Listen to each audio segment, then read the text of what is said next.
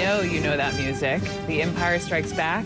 Legendary film director George Lucas striking back in his own way against his neighbors, and they're striking back as well. This epic battle has been raging over the Star Wars creator's plans to build this 260,000 square foot digital media studio right on his property in Marin County, California. Neighbors, they have been speaking out, some of them against the plan. Lucas's company said this, quote, "We love working and living in Marin, but the residents of Lucas Valley have fought for this project for 25 years. And enough is enough." So instead, George Lucas is planning to sell the property to a nonprofit that funds affordable housing. So let's talk to both sides here. Carolyn Leonard is the chair of the North San Rafael Coalition of Residents and one of George Lucas's neighbors. And we also have Tom Forrester joining us this morning, Director of Community Relations for Lucasfilm. Good morning to both of you. Good morning, and thank you for this opportunity. Sure thing. Carolyn, I'm going to give you the floor first here. Specifically, what is your issue with this whole studio idea? Why don't you like it? Brooke, this is a great story, but it's not a story of David versus Goliath. And in fact, I think it's more like Red Tails, the latest Lucas film, with the story of the Tuskegee Airmen who fought, bled, and died for our right to due process under the law. And this neighborhood is only asking for that. They have never opposed the project. They've never been bitter. They've never been angry. So wait, hang on. Are you telling me you oppose the? You said you oppose the process, but how is that you oppose the process versus oppose the project? Bottom line, you're in opposition to the studio. Yes? No. On the contrary, we believe that a private property owner has every right to do whatever he can with the property under the law. And this project started in 1996 with the original entitlements. And they were scheduled to be a third office building. And instead, in 2011, right before the entitlements expired, it became an industrial studio project operating 24/7. And this is not what was originally approved. And so the neighbors just had a lot of questions that never got answered. Tom, I see your grin from ear to ear. You hear Carolyn talking. You laugh. Why are you laughing? I mean, you all have said this is a lose-lose. It's the same mistruths we've heard for years on this. We actually started this project in the late 80s and had an initial version that we submitted, withdrew in the early 90s, and resubmitted, and finally got approval in 1996 to do our master plan.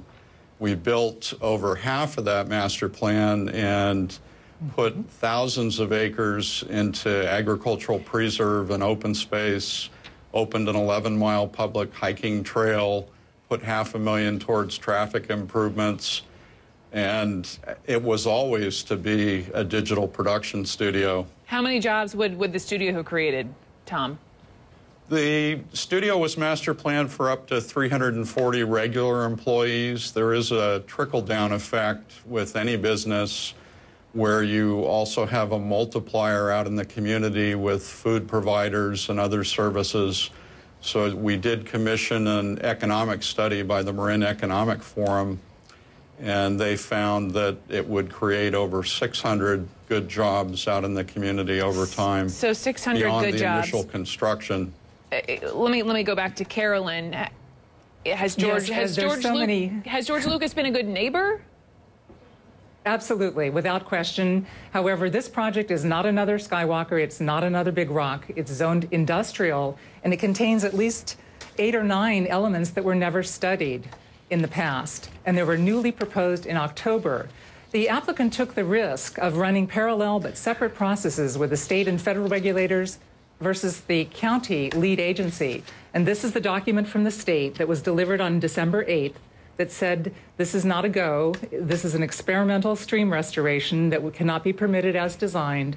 And we were told on February 8th, if we cannot put 68,000 cubic yards of dirt into the creek, that's 15,000 approximately truckloads, the project can't go forward.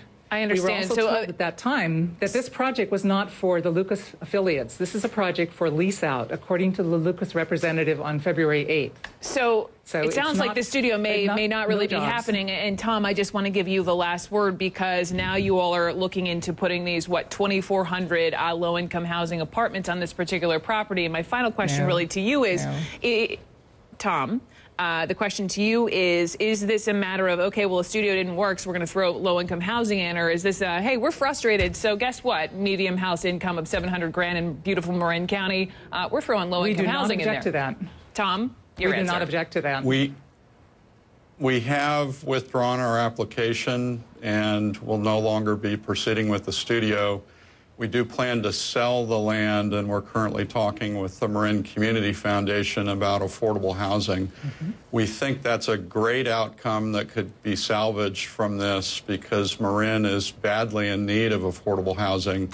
About 60% of the workforce can't afford to live in the county, so we would be very proud of that. Okay, so 25 years later, the neighborhood hasn't. And so the neighborhood has no objections. Okay, well, maybe there's your solution. Proposal. And there we have it live on Starting Point. The solution, 25 years, and it's over. Carolyn Leonard and Tom Forster, we got to go. We got to go. I thank you both, and I hope you can come to some sort of conclusion. It is beautiful, just north of San Francisco. Still ahead this morning on Starting Point. Talk about friendly fire. A man asks his buddy to shoot him because he wants to see, you know, how does it feel to get shot? I'm not making this up.